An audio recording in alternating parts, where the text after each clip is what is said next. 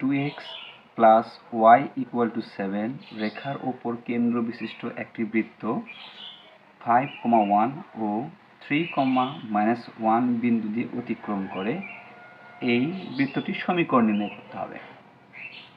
আমি প্রশ্নটা আবার বলি, 2x plus Y equal to 7 রেখার ওপর কেন্দ্র বিশিষ্ট, মানে এই রেখার ওপরে আমাদের যে বৃত্তটা হবে সেই বৃত্তটা কি হবে, কেন্দ্র পড়বে। তাহলে আমরা ছবি আঁকাই, আমাদের প্রশ্ন অনুসারে আগে ছবি আঁকাবো।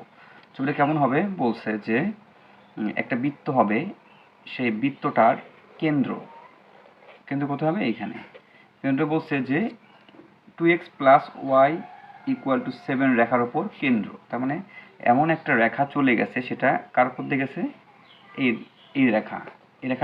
এই রেখাটার সমীকরণ কত দেওয়া ছিল, দেওয়া আছে 2x plus Y equal to 7। ছবিটা দেখতে এরকম হবে এবং বলছে একটি বৃত্ত 5,1 ও 3,-1 বিন্দুতে অতিক্রম করে, মানে এই বৃত্তটা আমাদের এই বিন্দু 5,1, মানে ধরে নিলাম এখানে একটা 5, এখানে হলো 5,1, এটা হলো 5,1, অর্থাৎ ভুজ 5 কোটি 1 এই বিন্দু এই বৃত্তের উপর দিয়ে যায়, অথবা এই বিন্দুতে এই বৃত্তটা যায়। আবার বলছে যে 3-1, তার মানে কি হতে পারে, এইখানে হতে পারে, এটা হলো 3-1। এটা আমরা ধরে নিলাম যে এই বৃত্তটার উপরে এই বিন্দু আমাদের অবস্থিত। তাহলে বলছে এই বৃত্তটার সমীকরণ আমাদের, এই সমীকরণটা বের করতে হবে। তাহলে আমরা অঙ্কটা করা শুরু করে দিই। তাহলে আমরা প্রথমে ধরি বৃত্তটির সমীকরণ। বৃত্তটির সমীকরণ কেমন সেটা আগে ধরে নিতে হবে। ধরি বৃত্তের সমীকরণ,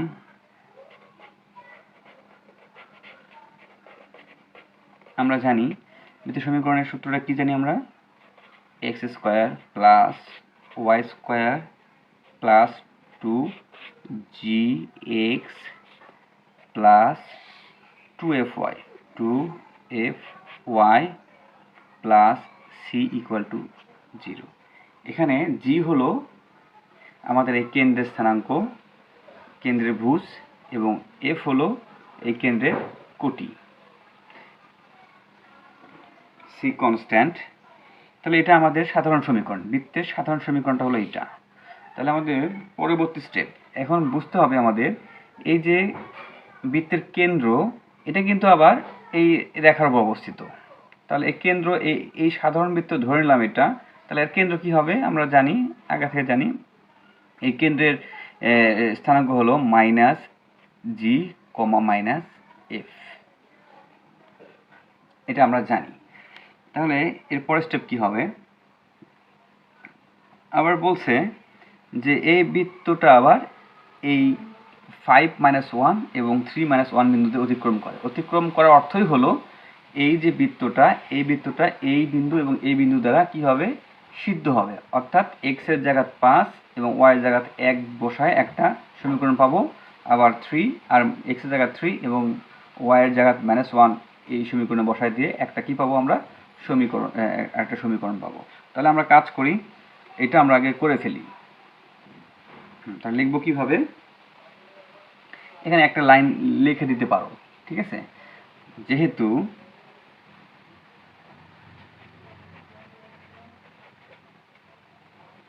বৃত্তটি 5,1 এবং 3,-1 বিন্দু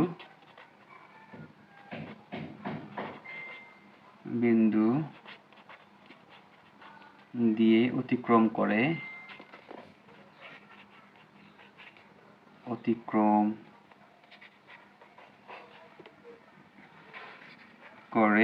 সেহেতু ওই বৃত্তের সমীকরণটি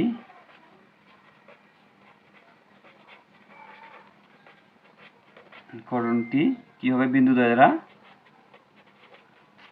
বিন্দু দুটি দ্বারা সিদ্ধ হবে। সিদ্ধ হবে অর্থই হলো এই বিন্দুগুলো দ্বারা এগুলো এক্সের জায়গা 5 ওয়াইয়ের জায়গায় 1 বসাই দিয়ে যে মান পাবো এখানে। আমরা এই সমীকরণকে আগে 1 নম্বর সমীকরণ দিতে পারি। এটা আমাদের যে বৃত্তটার সমীকরণ পাবো আমরা, সেই বৃত্ত সমীকরণটা এটা হবে। সেখানে জি আর এফ আর সির মান বের করে দিলে আমাদের অ্যান্সার হয়ে যাবে। ঠিক আছে, আমরা তাহলে এই বিন্দুদের আগে সিদ্ধ করে ফেলি। তাহলে কি হবে, 5,1 বিন্দুর ক্ষেত্রে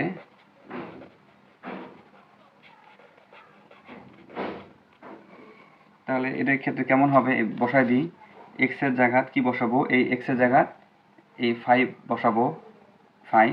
তাহলে কি হবে, 5 এর উপর স্কয়ার প্লাস এই যে ওয়াই ছিল, ওয়াই এর জায়গাত কত বসাবো এখানে 1, 1 এর উপর square plus 2 into G into x এর জায়গাত কত বসাবো আমরা বলছিলাম 5, সেই 5 প্লাস 2 ইন্টু এফ জায়গায় এফ বসালাম, ওয়াই জায়গায় কত বসাবো 1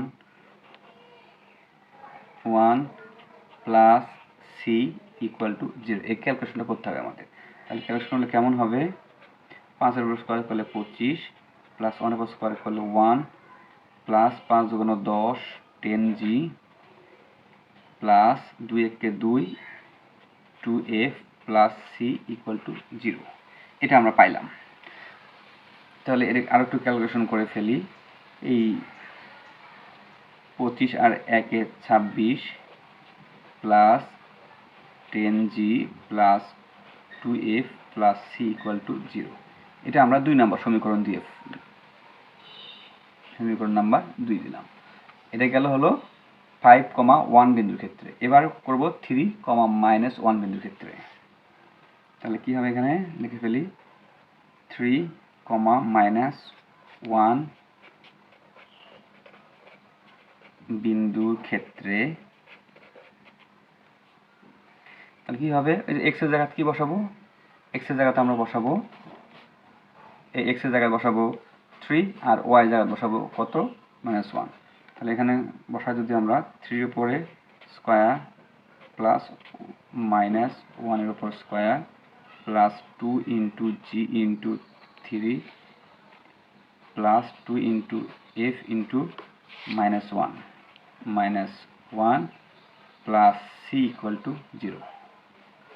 ক্যালকুলেশন করলে কি হবে, 9 প্লাস -1 উপর স্কোয়ার করলে 1 প্লাস 3 দুগুণ 6 6g minus 2f plus C equal to 0।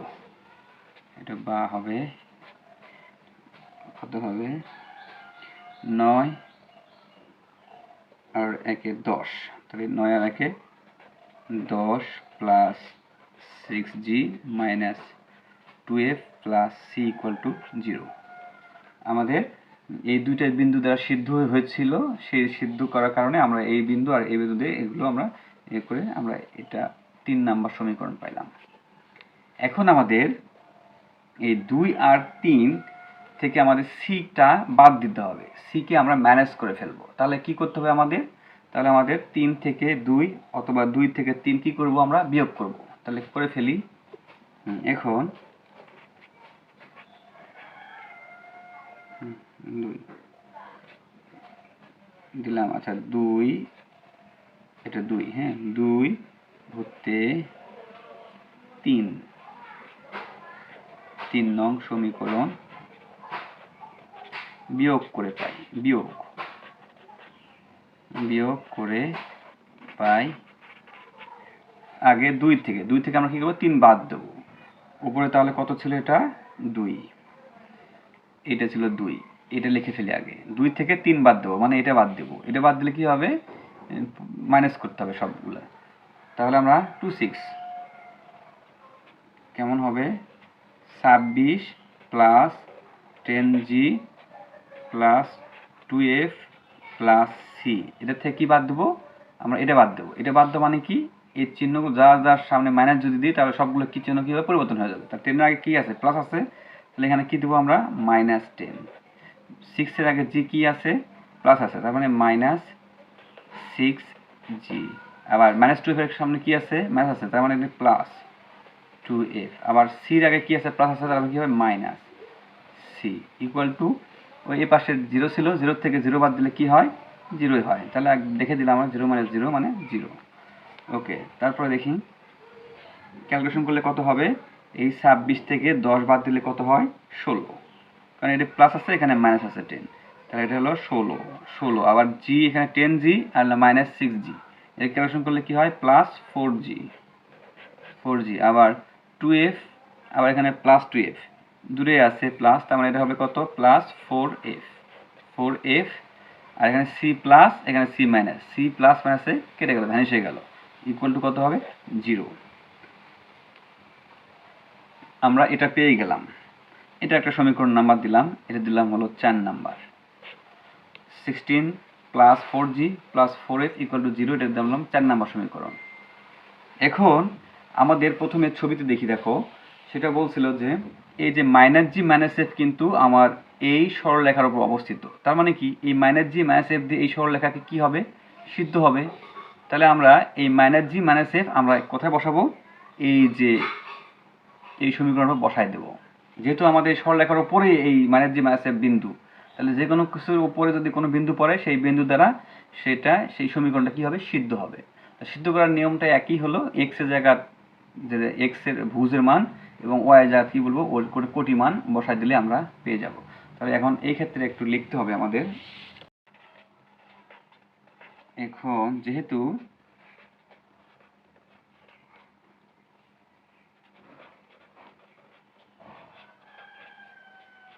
বৃত্তটির কেন্দ্র minus G comma minus F, কার উপর, ওই যে সরলরেখাটা 2x plus Y equal to 7 রেখার, এত রেখার উপর অবস্থিত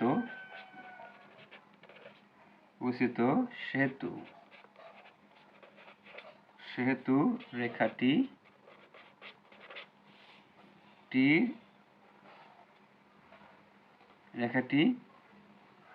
রেখাটির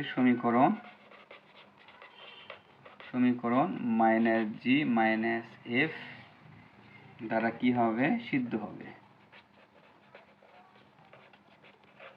আর সিদ্ধ হওয়া মানে কি, সিদ্ধ হওয়ার অর্থই হলো ওই এক্স এর জায়গা মাইনাস জি এবং ওয়াই জায়গা মাইনাস এফ বসাই দেবো। তাহলে বসাই দিলে কি হয়, অতএব 2 ইন্টু এক্স আছে, এক্স মানে কি মাইনাস জি প্লাস ওয়াই আছে, মানে এক আছে আর কোনো নাই, তাহলে ওয়াই কি বসাবো মাইনাস এফ বসাবো ইকুয়াল টু 7।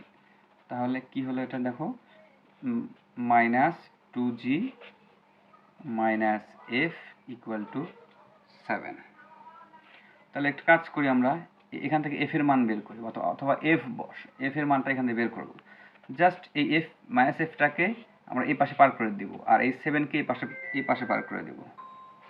তাহলে কি হবে, minus 2g minus 7 equal to F, বা কি বলতেছে F equal to minus 2g minus 7।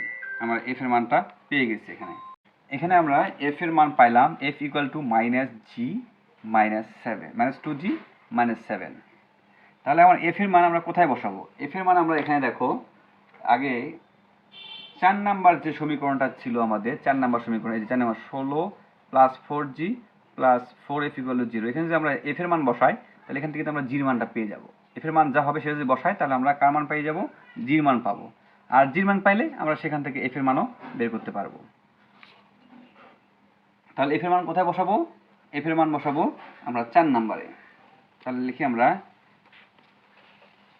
F এর মান 4 নং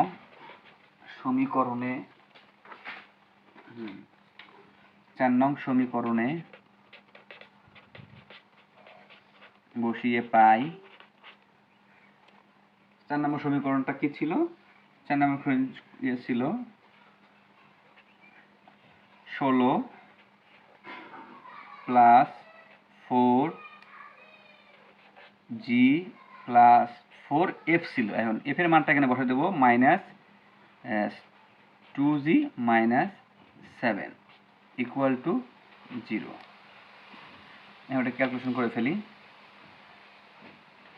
16 প্লাস 4g প্লাস মানে হচ্ছে মাইনাস 4 ইন্টু 2 8 8g প্লাস মানে হচ্ছে মাইনাস 4 7 4 আর 7 গুণ করলে 28 ইকুয়াল টু 0। তাহলে এটা আমাদের কত আসবে? 4g plus 4g minus 8g, এটা ইয়ে করলে হয় আমাদের মাইনাস 4g আর 16 আর 28 মাইনাস 28, তাহলে হয় মাইনাস 12 ইকুয়াল টু 0। তাহলে এটা কাছে 4g কে এই পাশে পার করে দিই, অথবা এটাকে এই পাশে পার করে এটাকে এই পাশে পার করে দিই, তাহলে কি হয় মাইনাস 12 ইকুয়াল টু এই মাইনাস 4g কে এই পাশে পার করে দিলে কি হবে? শুধু 4g। আমরা প্লাস আনার জন্য করলাম। তাহলে এটা যদি এই পাশে রেখে দিই আমরা 4g ইকুয়াল টু মাইনাস 12, তাহলে g ইকুয়াল টু কি লেখা যায়? মাইনাস 12 ভাগ হলো এই 4। তাহলে g এর মান g ইকুয়াল টু মাইনাস 3। তাহলে g এর মান আমরা অলরেডি -3 পেয়ে গেছি।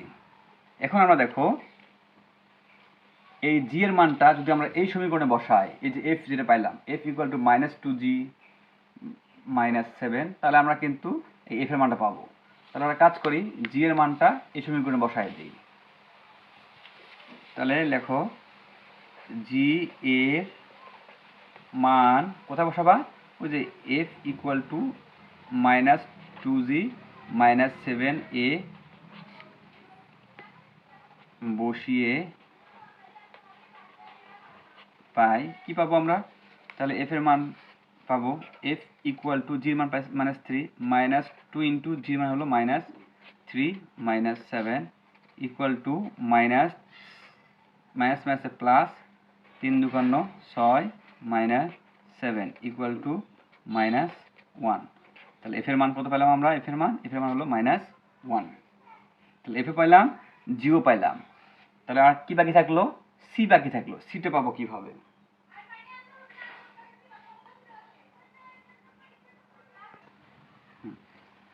তাহলে আমরা f ও পাইলাম, g ও পাইলাম। তাহলে f আর g এর মান কোথায় বসাবো? তাহলে লিখে ফেলি, f এবং g এর মান কোন সমীকরণে বসাবো? আমরা এই যে দেখো, যেখান থেকে f আর g, এই যে প্রথমে এই যে g আর f আর c ছিল, তাহলে f আর g এর মান যদি বসাই দিলে c এর মান পাবো। তাহলে কয় নম্বর সমীকরণে বসাবো? 2 নম্বর সমীকরণে। তাহলে লিখে ফেলি, g এর মান 2 নং সমীকরণে বসিয়ে পাই কি পাবো? তাহলে আমরা সমীকরণে ওইটা দেখে ফেলি, ওটা এই 2 নম্বর সমীকরণ ছিল এখানে, 2 নম্বর 26 প্লাস 10g। তাহলে লিখি 26 প্লাস 10, জির মান হলো, জির মান ছিল আমাদের -3 প্লাস 2f, এর মান ছিল -1 প্লাস c ইকুয়াল টু 0। তাহলে এখন ক্যালকুলেশন করে ফেলি, এখান থেকে c এর মান পাবো 26 প্লাস মানে হচ্ছে মাইনাস 3 10 30 প্লাস মানে হচ্ছে minus 2 1 2 plus c equal to 0। তাহলে ক্যালকুলেশন করলে কত হয়? 30 আর -32 আর প্লাস, তার মানে -6 প্লাস c ইকুয়াল টু 0। তাহলে c ইকুয়াল টু এই -6 কে এই 6 কে পাশে পার করে দিলে হয় +6। তাহলে c মান কত পেলাম? 6 পেলাম। তাহলে আমাদের দেখো x এই c এর মান পাইছি, f এর মান পাইছি এবং g এর মান পাইছি। তাহলে আমরা প্রথম যে বৃত্তের সাধারণ সমীকরণ ছিল, ওখানে যদি এই f g আর c এর মান বসায় পাই, এই যে সমীকরণ, বৃত্তের সমীকরণ, এখানে যদি যে g f আর হলো c এর মান বসায় দেই, তাহলে যে সমীকরণটা পাবো এটা হলো বৃত্তের আমাদের বা এই নির্ণয় সমীকরণ। তাহলে আমরা কাজ করি যে এগুলো সবগুলো মান বসায় দিই। অতএব GF ও C এর মান কয় নম্বর সমীকরণ ছিল ওটা? 1 নম্বর সমীকরণ। 1 নং সমীকরণে বসিয়ে পাই কি পাই? x² plus y² plus 2 into g ছিল, জি কত -3 into x plus 2fy, 2 into f কত ছিল -1 ওয়াই প্লাস সি, প্লাস সির মান কত ছিল 6 ইকুয়াল টু 0। তাহলে কী পাবো আমরা, X square plus Y square minus 6x minus 2y plus 6 equal to 0। এটাই হলো আমাদের নির্ণয় সমীকরণ। উত্তর এটাই। অ্যান্সার লিখব কীভাবে, আচ্ছা নির্ণয়